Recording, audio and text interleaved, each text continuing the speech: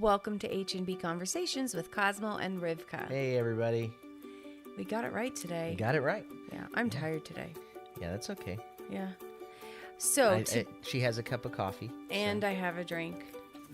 I mean, like a water drink. I have water. Yeah. I'm not like drinking while we do the podcast. Yeah. Yeah. So you're gonna say hello? I am saying hello today in Maltese. It says where to say it is in Malta, Gozo, and there's a place called Camino in the Mediterranean. And I wonder if the dogs understand it. What? Isn't there Maltese dogs? Oh my gosh, Cosmo. Or the falcons? The Maltese falcon? Anyways, how you say hello is you say bonjour. Bonjour. Like it sounds like it's rooted Like in French. almost like bonjour. bonjour. Right, Or, so well, bonjour. Well, buongiorno is Italian, yeah. Yeah, whatever. But this is bonjour.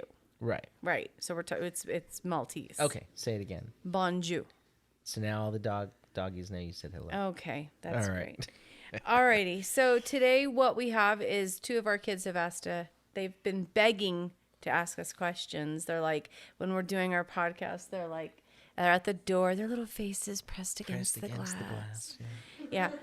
Anyway, so who's asking the first question today? Okay, so Two kids are. Yeah. Two daughters. Oh, The only are we two good? daughters we have. okay, so we have each girl is gonna ask a question. We'll start with Cassini's question. Cassini. My question is, what do you think the world is like from Cassini's eyes? What? What do I think the world is like from Cassini's eyes? I think she thinks she's the queen of all, and we are her servants. Are we answering that Here first before the next purposely question? to do her bidding. Yeah, you guys answer hers first. So Okay. the way that she worded it earlier was, what do you think the world is like from Cassini's point of view? POV. POV. All right. What? Yeah. I think everything looks tall. Yeah, like she's looking up at everything. Right. Because She's hobbit size. She's a solid 5 feet. 5'0". Yeah. And that was like a goal. She was like, I just want to get to 5 feet, and she made it. Yeah. Okay, so I mean, honestly, Cassini is very sweet and she's kind and she's a really good friend. She's a very loyal friend and she's an extrovert. So I think when she sees people, she's always wanting to be kind and inclusive and those kinds of things. But there's also the side of Cassini that, since I would say she was probably born as the first little girl in our family, where she recognized really early on that we were all there to serve her. and I think she walked around, especially with Antonio, she would just be bossing him around at all times. You know? We have this. There's a video actually that from when she was probably 3 years old that I'm making with her. We've got my computer open and we're recording, singing together off the computer. And in the background is Rivka in a high chair. So Rivka is like 1. So Cassini and I are singing, and she's like, and we're singing, deep and wide, and she's singing, sing it very louder, and sing it very high, and we're singing all these different songs, and she's really enjoying it and being super sweet and super cute. And then Rivka makes a noise in the background. She tries to sing along. Something. She's 1. She's Yeah. in a high chair. Yeah. She makes a noise, and Cassini goes, ah! Like she just turns around like, she's shut up! You do not get to Like- speak, you like- small minion. So, yeah. But I think I honestly think I think Cassini sees the world in like the right way to do things and the wrong way to do things. And people who do things the wrong way, they need help. She'll give them a limited amount of grace, but they need to do things the right way. And she Yeah. does things the right way. It's a temperament thing. Well, you know? she's the one- So let me just say though, with all of those temperament things, like it balances out to where she's a great manager. She's a great assistant. I use her as an assistant frequently. She definitely keeps my house clean and everyone afraid enough to try to keep things in order and put their dishes in the dishwasher and the counters clean and all that. So I get to finally kind of be like the nice, like she's bad. She's like, what is the mean cop? She's the mean cop. And I finally get to be the good cop. Yeah. Yeah. I mean, it's such a complicated question when you say, how does the world look from her perspective? Because, I mean, there's so many different questions that it would be, how does this look from her perspective, and how does that look? I mean, it's a very broad question. I've always, when I make this analogy, I've made this analogy of working with our children in different ways, and I said, some children are like Legos and some are like Play-Doh, and in particular, it's Cassiani is like, she's like Legos. There's a structure, there's a neatness, but don't step on them because they hurt. Will hurt you. And then they will hurt you. Rivkala is like like Play-Doh. Play-Doh, and there's a different kind of texture to her personality. She's very unique. I think early on, leaves little crumbles. Yeah, I think early on they Yeah. both knew that though, because I remember Rivkala coming in one time, and I think Cassini was doing a sleepover at somebody's house. Then Rivkala came in. They were little, and she's like, I miss, maybe Cassini went to camp. I don't know, but she was like, I miss Cassini, and I was like, yeah, you do.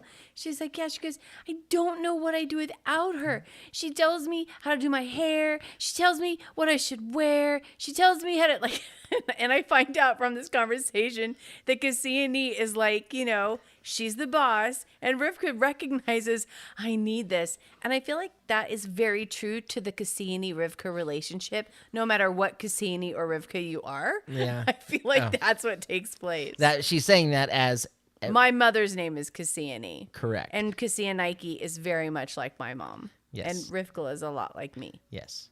Yes. Yeah. And Cassianike is a lot like me. Yes. And you're As a lot well. like my mom. That's true. Yeah. Yeah. So Okay. I think that answers. does that Does that satisfy you, Yeah. Cassianike? Or I think she's optimistic. Thank you, Your I think Majesty. she has an optimistic point of view. I think she thinks. Yeah, no, that- with whoever marries, because I mean both girls, of course, but like whoever marries Cassiani, like you're gonna have fire under your butt the whole time. Yeah. You're, Well, like- that doesn't go with optimism, but yes, she's going to make things happen. I think that's fantastic. I think that's very optimistic. She sees that things can be done, Yeah. and gets things done. Yeah, that's true. Yeah. All right. and then Rivkala. Why is Rivkala your favorite child? Oh my gosh, Riv. These are Well, the questions. this is These for are the real? questions. You want to know why you're in a Like you five-way have tie a for place first to place? ask a question. No, You why want to know I'm why your you're favorite. in a tie for first place? You want to know why you're in a five-way tie for first place? Why not? Is that what we're doing here? Yeah. Do you, Riv? Do you have a legitimate question? That was the one that was emailed. That was you emailed that question. At Shalom Easy. Yeah. She literally. Okay, so this is a thing. It was supposed to be anonymous. It was supposed to be anonymous. Except it shows your you weren't. You know they what? Made me Email come address. in here and ask that.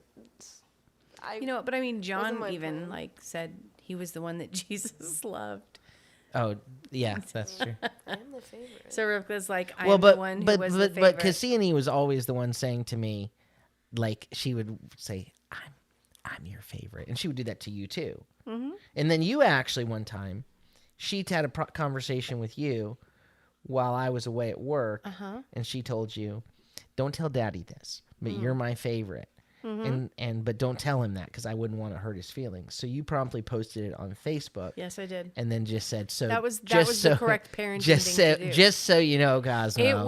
This is what she said. It was important for you to know and the world. right. So I can tell. I mean, I can answer in terms of what are my favorite things about. Yeah, why don't we just you. describe Rivka to all the people out there that don't know Rivka? Because we kind of described Cassiani. Yeah. So I mean, oh boy. I mean, Rivkala has always been this Passionate. She's very passionate. very passionate, but I used to describe her as like sunshine and butterflies and rainbows. She was this, like when she was little, she was just like There was nobody that Rivkala didn't like or didn't love or didn't want to help. She never had a hard time sharing. She heard about someone that didn't like someone else, and she goes, like, "How could they not "Why? like them? It's a They're humans. They're humans. How could you not like Like them?" Jesus loves all humans, aren't we And- supposed to? She loved all animals. She loved all, even insects. She Yeah. was like, oh, they're so Her cute. natural inclination was just to give and give and give of herself. Has always been her natural inclination has been to be very generous. However, Right. Cassini's natural inclination was to dominate, like in a positive way. But so To run the show. she runs the show, you know, and so eventually Rivkala put her little foot down and was Yeah. like, enough. But I'd say Rivkala is a true advocate for the underdog. She is very passionate about being a protector of people. It doesn't matter who you are or what your belief system is or your color or whatever. Like, she is like, I'm fighting for this person. She's super quirky. She's very quirky. She's very much her own individual, has her own individual style. I don't know anyone else that has, like, it's just, she is who she is. But very artistic. Yeah, and I think the same thing. She draws and she's a beautiful artist. Like, Yeah. she does really good artistry. Outstanding. Like, she, like, not only does she draw and paint beautifully, but then, like, she wanted to be able to learn to chisel. So Whittle or chisel? whittle, thank you. Chisel wood.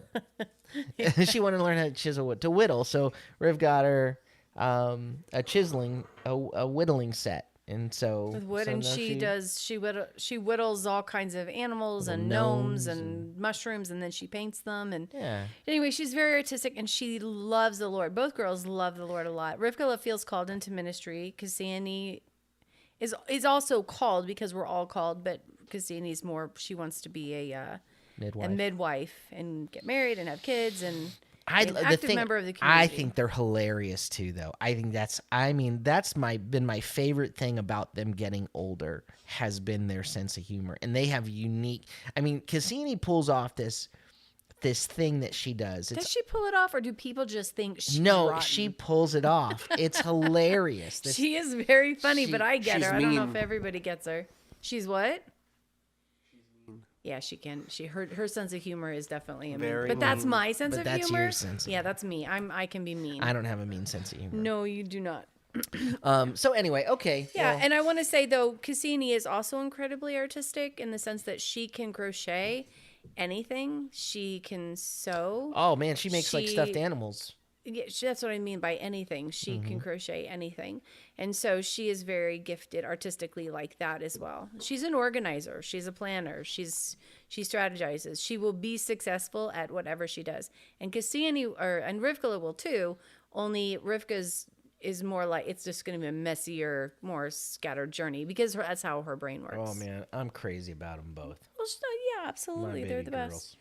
All right, do we have a question that is not family related? Yes. Okay. So this one, I mean, you weren't here, so I just thought I'd go for it. Your wife is doing her job. The question is, what children's program do you miss the most that you watched when your kids were little, and which one did you secretly hate? Not only we secretly hated any of them, we would outwardly hate them. Like You're like, we didn't keep that to ourselves. like Yo Gabba Gabba was just So it could be any children's program? from when our kids were little. Yeah. Kids were little. Which one do you miss? From when we were kids. Like from what? when Yeah, we were- like Giovanni and Antonio. Yeah. I mean, look, the things. It almost seemed to happen very quickly that there was a shift in children's programming somewhere in your early childhood, because the stuff that you used to watch, that we used to play for you, was so sweet. It was so nice. It was so calming, like Franklin and Little Bear and Oswald. Like those shows. And I put on my own stuff for them as well from when we were great. kids. And Right, yeah. But then they, so those are the ones that seemed to disappear. So then what we did, the thing is, in our time, that nothing's disappeared because it's all streamable. So even though Blue's Clues stopped, we never stopped playing Blue's Clues for Right. every one of our kids. What would you say your favorite one was, though? Like, if you could say one thing that they put on was your favorite, what was it?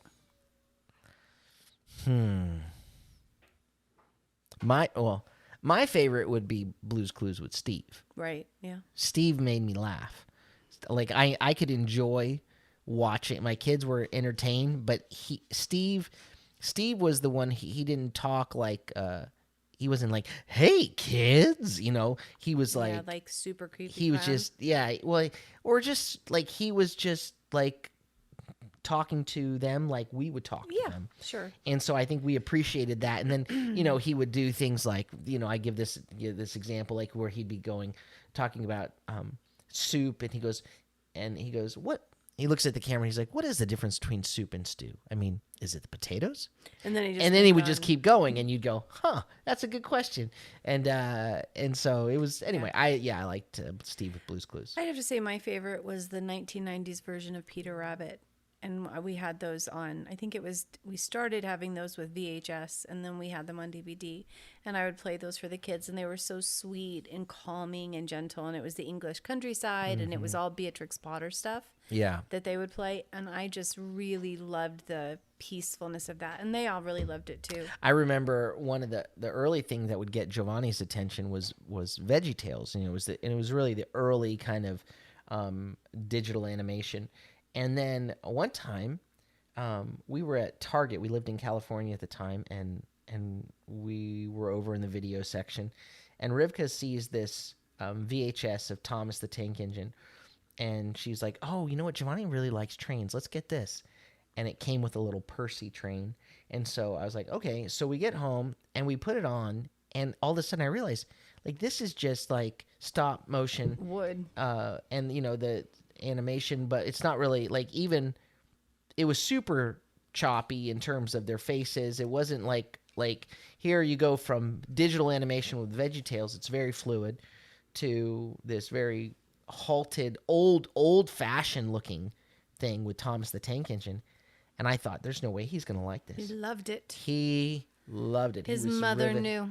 Yeah, he was crazy about Thomas. Well, the Johnny Tank had a Engine. really good imagination as well, just like Antonio did. And so, really, whatever they had, Antonio was more spread out with his love of things. He loved, let's say, like a theme or whatever, and he would have like lots of toys. And Giovanni would be obsessive with like Thomas the one Tank toy. Engine. Don't Yeah. touch his Thomas the Tank Do Engine. not touch trains. anything. Boy, Yeah. those were expensive trains. They sure were, especially when we were as broke as we were. Yeah. So now, which one did you hate? Well, yeah. I mean, yeah. Yo Gabba Gabba was just weird. I feel like it was drug induced. It was weird. And Caillou, I don't like Caillou. Everybody seems to hate Caillou. I never had a problem with Caillou, but maybe I didn't have a problem with Caillou because Giovanni was a lot like Caillou.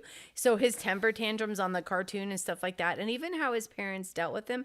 I know a lot of people think he was totally enabled by his mom, but when I watched it, I just felt like she was being patient with him because honestly, that's how I was with Giovanni, or I would ignore negative behavior and stuff like that, because spankings did not work on him. Yeah. That was not a thing that was ever going to work with Giovanni because he would just escalate. So I didn't have a problem with Caillou, but I know a lot of people hated it. Maybe a lot of people would have hated me. Well, I don't know. I didn't care. Well, I don't associate you with Caillou, or Giovanni with Caillou. But anyway, yeah, I wasn't a big fan of that. But what else? I mean, is there anything that just I was like, ugh? I mean, I couldn't watch Yo Gabba Something Gabba. specifically that I was honestly- that was put on like somewhat regularly. Like the kids, Rivkala watched Yo Gabba Gabba when she was little. She liked it. Yeah. I probably, if there was ever something that because I could turn things off and I could take things away. So for me, something that a lot of kids were watching, that a lot of adults watched and like that my kids, I did not put it on for my kids because I felt it was so stupid, was SpongeBob. Like to me, SpongeBob was just, oh my gosh. And his laugh and his hyperactivity and all of that, like it was just way more than my brain could handle. So I would make sure that did not come on. Yeah. And I know Rivkala really liked Yo Gabba I Gabba. watched SpongeBob. And that was really weird. Yo Gabba Gabba was really, really weird. Don't bite your friends. Right, and truly now I appreciated the kind of brainwashing that was taking place. They weren't real subtle about it, but it was brainwashing. Yeah. You know what I never liked? I mean, but this is from even before we had our own children, from when my sister had her kids, was they were ugly Nickelodeon cartoons. What were they? Oh, you hate Rugrats. I couldn't stand the animation I didn't mind of Rugrats. I watched They were Rugrats just- a lot because when I was living with my aunt and uncle, my cousin's little girl used to watch them on Nickelodeon after school. Yeah, I wasn't a big Rugrats fan. Okay. Barney or something. That's what I was gonna say. I was gonna I- say Barney. I didn't like Barney. As a I- kid. I- I like really didn't like A Barney. lot of kids were obsessed with Barney. Our kids didn't get too into it, but when would come on and I would hear him, Well- he was just, you know what I felt like? This is going to sound terrible, but he kind of reminded me of the guy who's kind of pervy, who's trying to make nice with your kids. And he's like, hey guys, let's come over here. How are you doing? But he's not safe. Like Barney was just creepy to me. Okay, so here's my thing. My first niece, Dina, loved Barney, and so this was my first experience with re-entering into children's programming. You know, I mean, she was born when I was 16, so I'm 17, 18, and she'd be playing. You know, that we had the tape, and so I would sing those songs, like the eat apples and bananas song. That was a Barney deal. And the way I would do it, I would go oot oot oot apples and bananas, Yeah, you and your mom would sing that together. and so I used to sing all that stuff with her, and then I felt like it became a thing. Like I'm in college, and my friends are like, "Kill Barney," and I hate Barney. I was like, "What do you guys care about Barney?" Like I felt like it was this thing to hate Barney. Like it became a like fad. maybe it became cool. It to hate sounds like Barney, something and I that didn't get it. started in middle school. Yeah, I don't know. Yeah, I was like, okay. And they So just kept I don't with have it. negative feelings about Barney. I have actually it's not something. I thought it was, I love you. Yeah, And, it was you know, sweet, but it was for sweet. me as a kid, I was so bored. But we never made you watch Barney. Really. I know you didn't See, make the me watch it. whole I didn't love you, want, you love me thing is creepy. I didn't want. Oh, mom. I love you. Yeah, but Barney's singing it. Love me. We're a happy family. I know. I'm with just it. telling He's ya. a big He's dinosaur. got a white van in the back, man. He's like Big Bird. No, don't think no. Big Bird's totally different. Don't you dare. Don't you dare I found compare Barney- Barney to Big Bird. I found Barney so boring. That's why I didn't All watch right. it. Okay, I think we may have bored people with this conversation. I don't know. Mom didn't answer her. What was I supposed to answer? She said Barney. Yeah, Was Barney. Barney her Barney answer? was hers, and I said Yeah. I I will say this. I did watch SpongeBob as a kid when I was. Not in our house, right? Yeah, you Yes, did. I did. Oh, Yeah. did you? Yeah. Yeah. You got a little older. When I was 8 and 9. I didn't watch it when I was like 5. Yeah, I wasn't paying really No, that close attention when I at got 8 a and little- 9 at that point. I had Yeah. smaller children to tend to. Yeah, I wasn't watching anything like Ren and Yeah, Stimpy you were on or your own anything at And that we had, point. and we I had, was- no, I I was a- mean, we I had was two a man televisions. grown. I was No. a man grown. No, we had two televisions, and so when we were dealing with, there'd be little kid stuff on for the babies, and he probably would go off to the front room, and when he was done with whatever, I and watched in the back room normally, or this. We had the small TV that was in the room that your grandma stayed in. oh yeah, Yeah. the parlor. All right. Next question is for Dad. It's how did graduating from the Assemblies of God help you become a rabbi? How did graduating from the assemblies? Okay, well, well, first of all, the terminology for a rabbi simply is Jewish terminology meaning teacher. Number one, understand that within the non-believing Jewish world, so Jews as a whole would not consider me a rabbi because I didn't go to a yeshiva. I didn't go through what they would deem to be the kind of training necessary to be a Jewish rabbi. So that You being just study the Bible, though. I mean, that's right. what. So that being said, do. I don't look for the validation. I will never receive validation from the unbelieving community. Many don't even consider us to be Jewish, or they don't consider Jewish believers in Yeshua that have a form of messianic expression to be valid. They'll view it as deceptive, and so we're not looking to necessarily to get the approval. We're not looking to get their approval. So as we minister in a way that's saying, hey, you can be Jewish and believe in Yeshua and believe in Jesus, and those two things are not contradictory. And we don't have to, believing in Jesus doesn't mean you have to throw away your culture. You don't have to throw away, to disregard your culture. And so we have a Jewish expression of worship that is consistent with the Bible. It's not inconsistent with it. So then we use terminology. So that is, instead of saying, that we use Jewish terminology, Hebrew terminology. So instead of saying Jesus, we say Yeshua. Instead of saying church, we say Kehillah. Instead of saying Christ, we say Messiah. So we move to the Hebrew terminology, not being deceptive. In fact, when I'm talking to someone who's not a believer, I'll use the name Jesus first, and then say Yeshua. I don't ever try to, I was raised in a believing home, so I'm never hiding that. So going to the Assemblies of I was God. going to say the Assemblies of God. So is the question. so I grew up in the Assemblies of God. And I went to an Assembly of God undergraduate school. I went to Southeastern University, and then I did my graduate work at Assembly of God Theological Seminary. And while I was there, doing my graduate studies, that's when I actually met my wife, Rivka. Her father was one of my professors. But how did the Assemblies of God help you? Well, the Assemblies of God, I'm saying, so that's what I'm saying. Your dad was teaching Jewish-focused courses, Messianic courses, at the seminary, and so I took every elective that he taught. I took every class. There wasn't a class that he taught that I didn't take. Sorry. And That was Kelly, by the way. Sorry. Okay. So I graduated from AGTS in 1999 and was licensed to preach by the Assemblies of God that year. And then in 2004 was ordained in the Assemblies of God. And then we went and became U.S. missionaries in 2006. And so my training is to study the scriptures, is to teach the Bible, is as a minister. So I'm a pastor, I'm a teacher, and if I don't have to be called a rabbi, I don't care about titles. So what was the question again, what Antonio? was the question? Question was, how did graduating from the Assemblies of God help you become a rabbi? Okay. So that's it.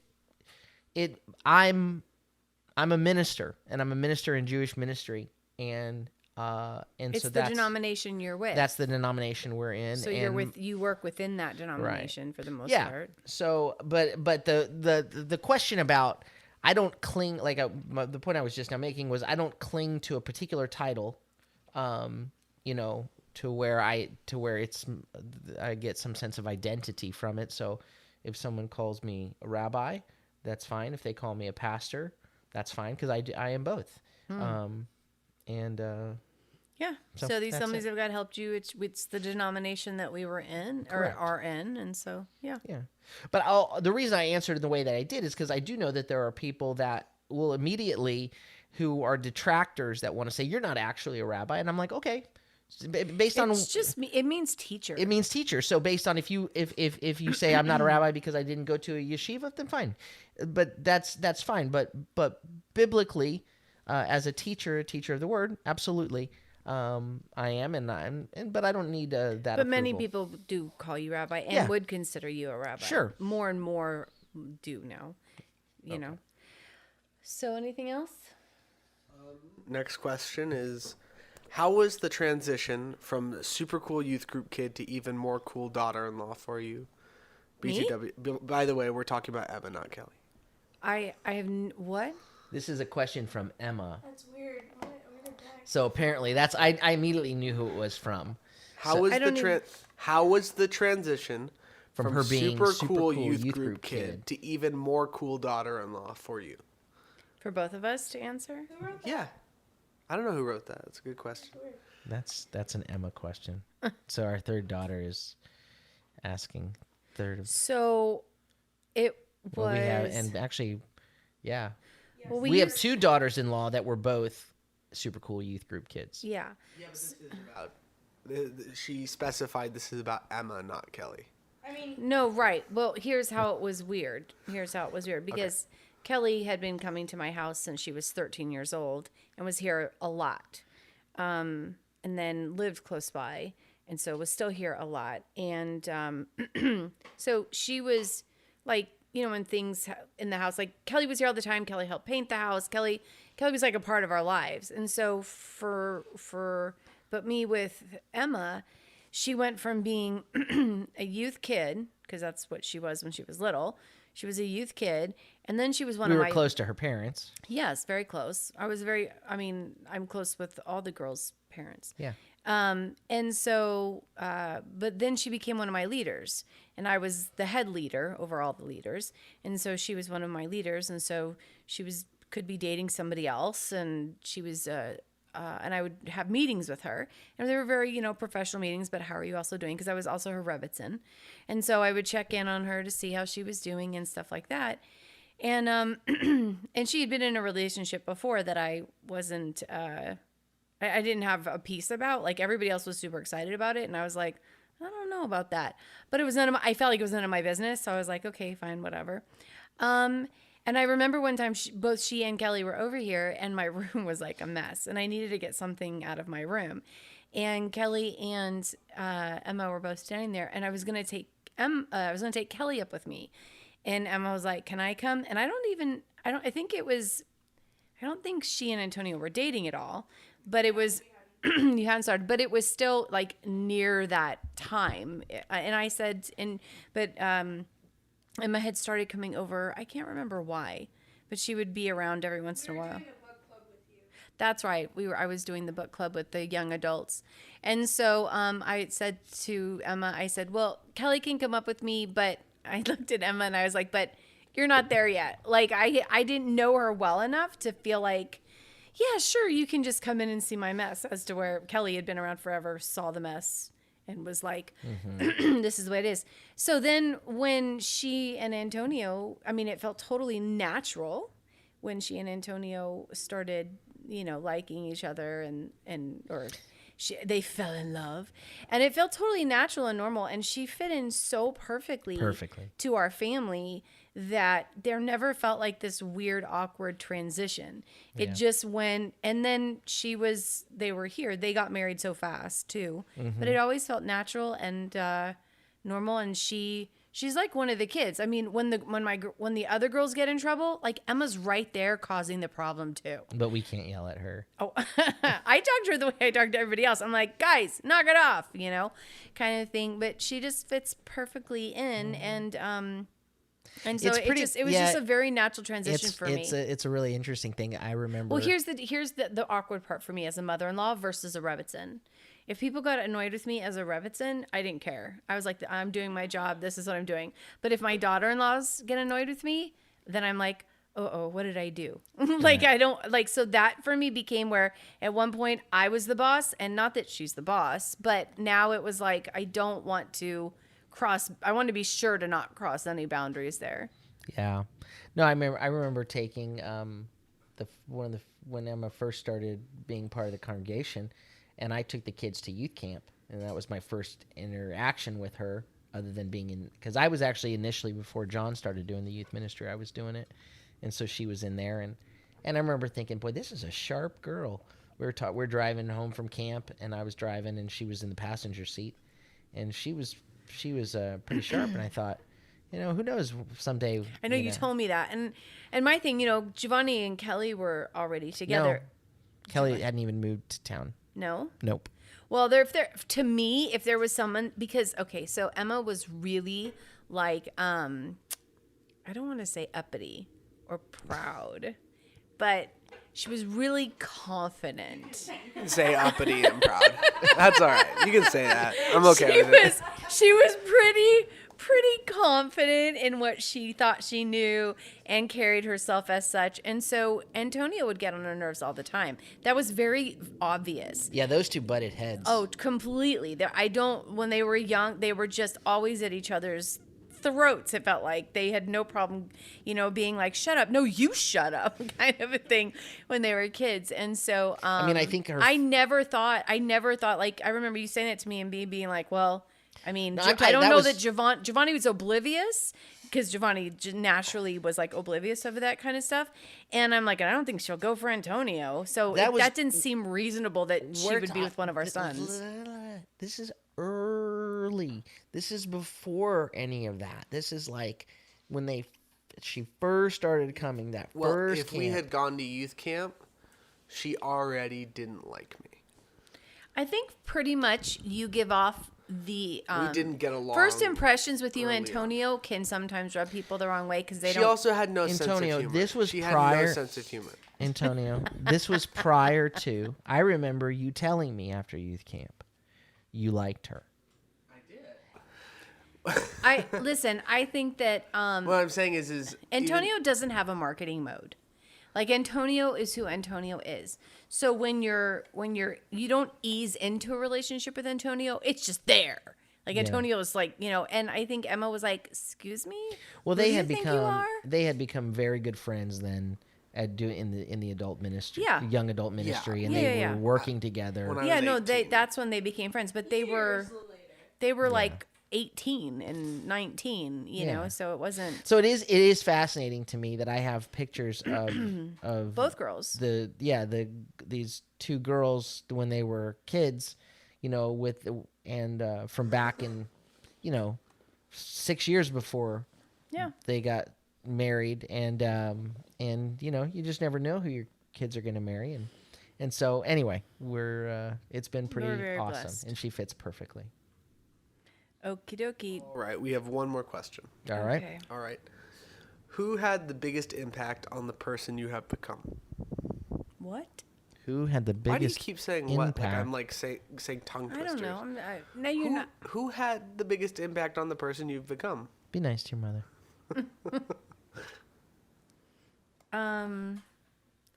Who had the biggest input? Impact on the person I've become. I mean, to be on. I mean, that's a really multifaceted question. I honestly, at who I am today, almost 48-year-old me, it would be you. It would be Me. my wife. There's no. I mean, obviously, my parents are the formative. They lay this foundation of who I am. But I would say that, and some of that is so intractable. It's so some of that stuff is so deeply embedded. But I would say that for instance, I would say that when the kind of father that I have been, there were elements that I brought obviously into of who I already was, but I feel like I wouldn't be the dad that I am. I would have made a lot more unforced errors and made a lot more mistakes with the kids had I not had your wisdom and sometimes your firm correction when I was to spare me from, I sort of had a cookie cutter mentality. I didn't, because growing up, things came easy for me. A lot of things came easy for me. I figured that people that when they struggled, it was just because they weren't disciplined enough, or they didn't work hard enough, or they didn't pay attention enough, and that kind of thing. And I had that sort of arrogant mindset, and so, Rivka is the one who began to really teach me about what it was to seek. She could spot the distinctions and the nuances in our children's personalities when they were very little, and then adapt the kind of the style of parenting to each one. And I don't know that I would have, if I would have gotten there, I don't know that I would have gotten there as quickly. I don't know that I would have gotten there without causing damage emotionally, and then on top of that, there was a discernment that she had that I was resistant to a lot of these things initially. So that a lot of the change in me, as slow going as it has been, would not have, if I hadn't had you to challenge me, and even and make me angry, because I thought I wanted to be challenged until I didn't want to be challenged. I don't think anybody likes being challenged. Well, we like it theoretically. It's like it's like, oh yeah, I want to get better, I want to get stronger, but then the exercise hurts and I want to stop, and so theoretically we want it, but yeah, I would say that I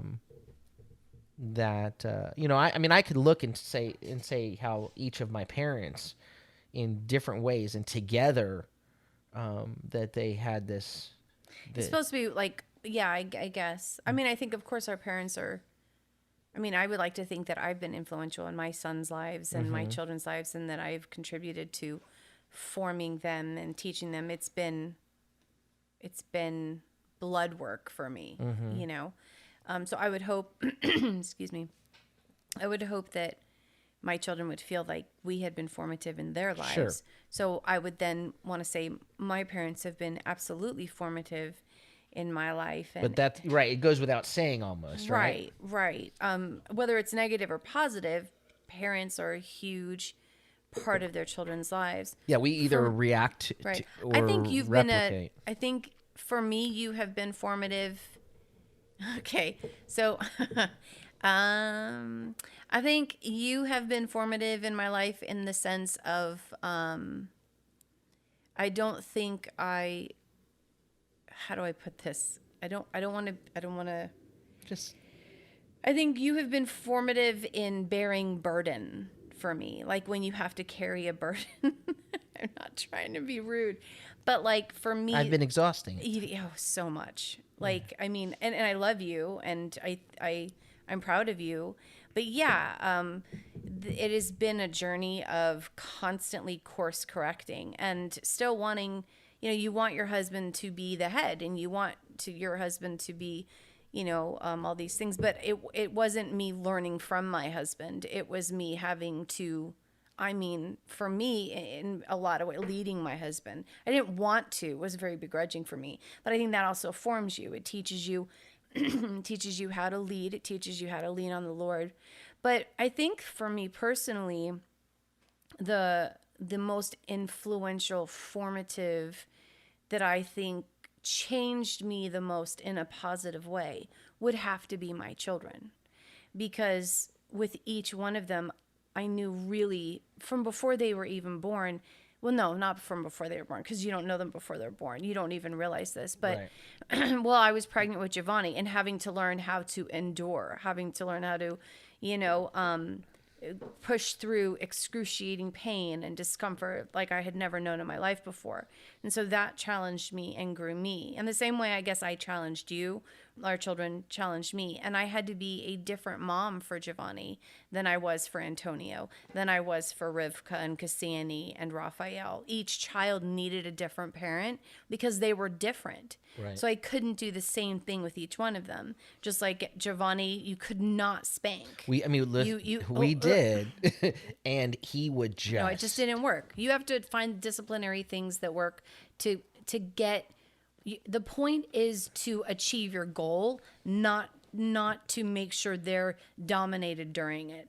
So, Right. So Giovanni, I had been a very intense, short-tempered, impatient individual, and then Giovanni was born, and he was incredibly sensitive and sweet and soft, and I had to be that, or it would destroy him. He was such Play-Doh, like such Play-Doh.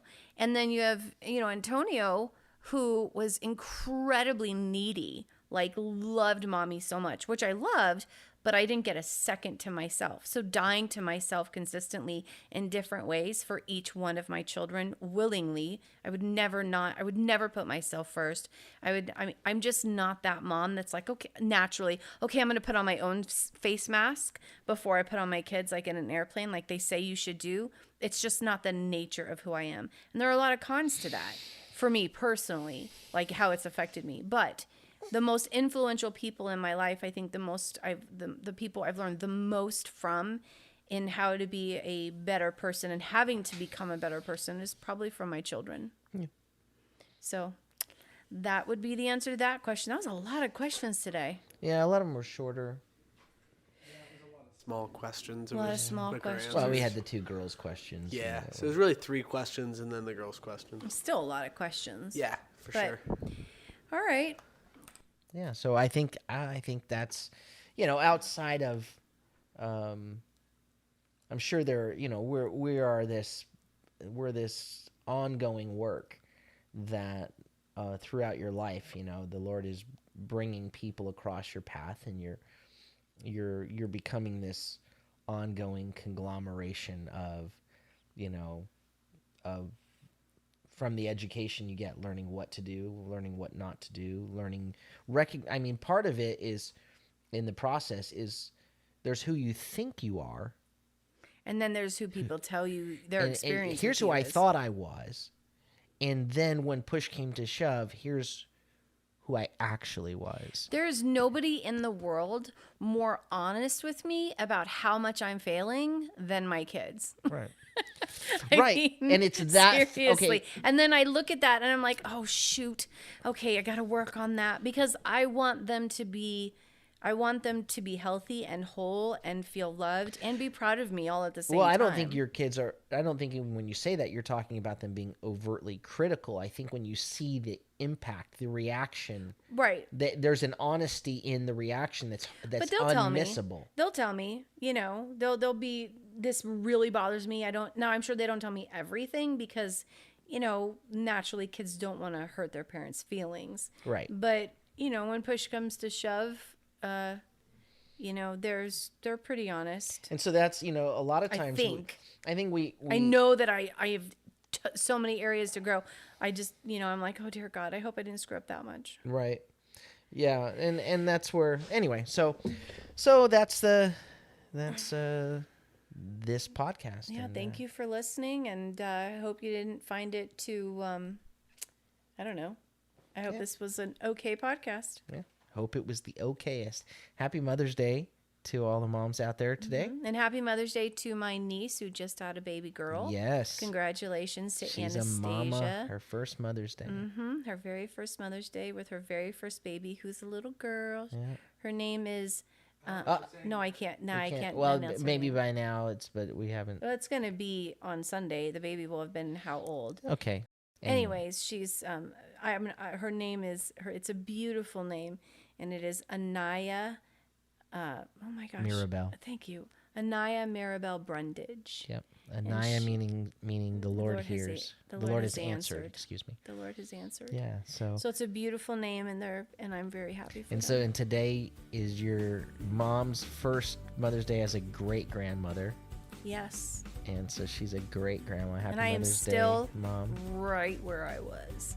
And you're still no. I'm still right we're where becoming. I was. We're becoming. I You're a am. Oh grand- yeah, I'm a great aunt. You're a great aunt, and it has nothing to do with quality. No one can say you're not. No matter how good of an aunt you are, you're a great aunt. Thanks. Yeah. I'm excited about that. Yeah. All right. Well, hey, may the Lord bless you and keep you. May the Lord make his face to shine upon you and be gracious unto you. May the Lord lift up his countenance upon you and give you peace. Shalom, shalom. Have a beautiful day.